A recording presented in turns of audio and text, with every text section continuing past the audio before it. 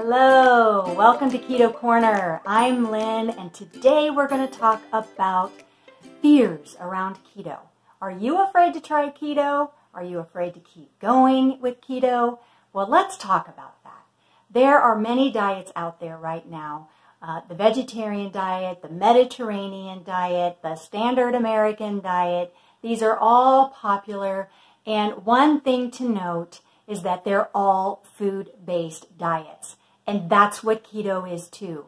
Keto is a food-based diet. Sometimes, the way I hear people talk about keto, you would almost think that the recommendation is to eat glass or to drink gasoline. I mean, it's crazy. There are just some really negative vibes around keto that I think are completely unfounded. So when we talk about any diet, we are talking about three main macronutrients. We're talking about carbohydrates, we're talking about protein, and we're talking about fat. So any of these diets are going to have these macronutrients.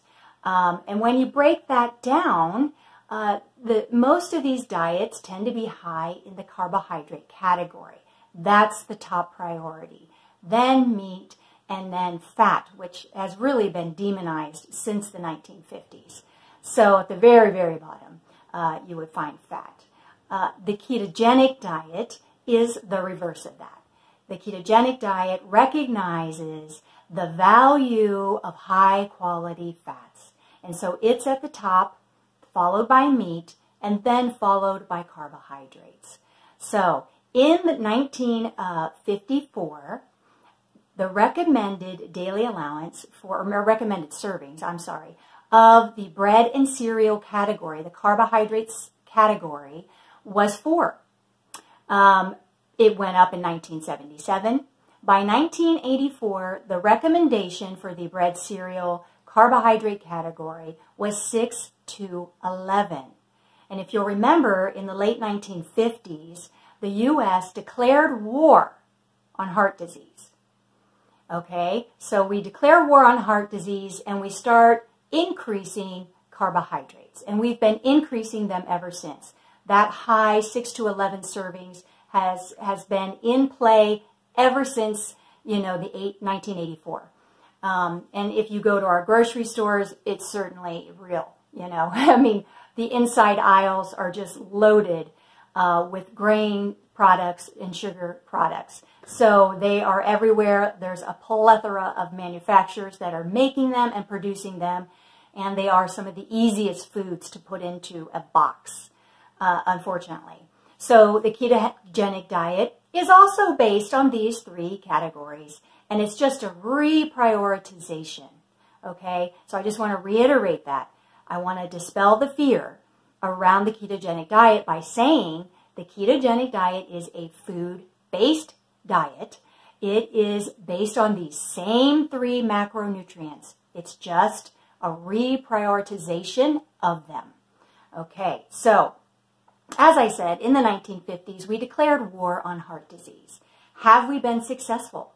We're going on 70 years, and heart disease is still our #1 killer. And we've added in cancer, diabetes, and obesity. Now, these states of being are not healthy. They are very expensive. They're highly programmatic, and we are trying to eliminate these, but we are still suggesting the same macronutrient ratios, okay? Very little change or movement has occurred within there. So along comes the ketogenic diet, which now puts a priority on healthy fats. And when I was 48, I started noticing my health slipping. And I was eating as healthy as I could, a Weston A. Price diet, just chock full of nutrition, really. But I had no idea about the macronutrients. I never looked at my ratios of what I was eating. And by the time I was 48, I had pretty good health, really. But at 48, I started noticing some things that really scared me. Well, first of all, I was carrying weight that I could not get off. And I was having other symptoms, just feeling a lot of decline in my health. And I heard about keto when I was 50. And I thought, I'm going to try this. I'm just going to try it. You know, I recognized right away, this is a food-based diet. So why not give it a try? And so I did, and with great success. I lost those pounds very quickly and experienced many, many health benefits. I've put those in other videos. I'll link that down below.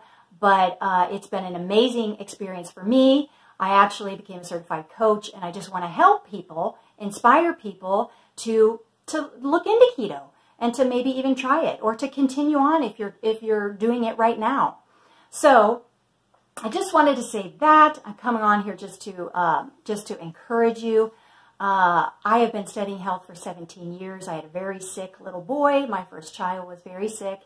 And so, like I said, I've been studying health. Can't believe how my health has improved on this diet. And again, I just want to reassure you, it's a food-based diet.